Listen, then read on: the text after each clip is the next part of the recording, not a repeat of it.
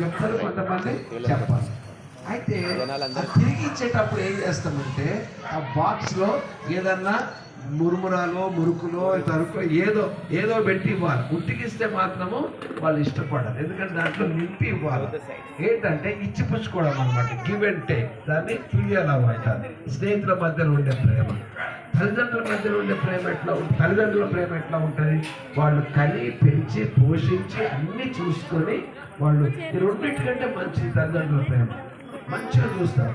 కానీ ఎక్కడ తేడా వస్తే వాళ్ళు కూడా కొంచెము వాళ్ళు అదేంటో అట్ట చేసావు, నా ఇష్టం లేకుండా చేసావు కాబట్టి పో, ఇప్పటి నుంచి నువ్వు నా కొడుకు కాదు పో అని అంటారు. అట్లా కూడా అన్నోళ్ళు ఉన్నారు కదా. ఆ దానికి కూడా ఒక లిమిటేషన్ ఉంది.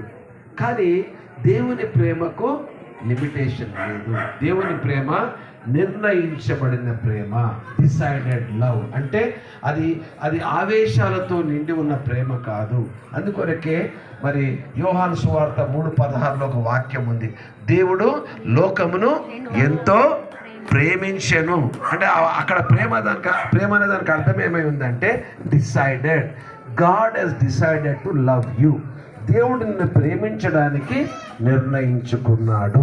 నీ స్థితిని బట్టి కానీ, నీ గతిని బట్టి కానీ, నీ యొక్క గతము బట్టి కాదు, కానీ నిన్నుగా ప్రేమించడానికి దేవుడు ఇష్టపడుతూ ఉన్నాడు.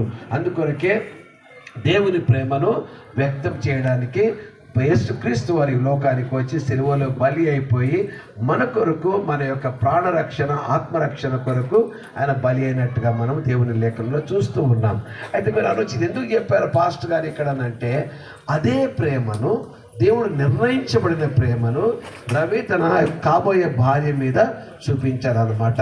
మీరు ఎంతమందికి లాక్డౌన్లో చూశారు? లాక్డౌన్ తెలుసు కదా మీకు, లాక్డౌన్లో చూశారు కదా. నేను కూడా లాక్డౌన్లో మాకు పెళ్ళై 40 సంవత్సరాలు అవుతుంది. మీరు అనుకోవచ్చు, సార్ ఏంటి యంగ్ ఉన్నారు, 40 సంవత్సరాలు అంటుండే. నేను ఎవరికైనా డౌట్ వస్తే డౌట్ నేను తీరుస్తాను. ఏంటంటే వీ డై ఫర్ జీసస్. అంటే ఏంటి? మేము ఏం చేస్తాం? డై చేస్తాం, డై ఫర్ జీసస్ అన్నమాట. అందుకొరకే ఇట్లా కనిపిస్తుంది. లేకపోతే జుట్టు అంతా తెల్లగానే ఉంటుంది. మీరు చూస్తే తెల్ల జుట్టు అనమాట, కానీ దీన్ని చాలా జాగ్రత్తగా దీన్ని కాపాడుతున్నాం అనమాట. అయితే 3 పిల్లలు, 5 మంది మనవళ్ళు ఉన్నారు నాకు.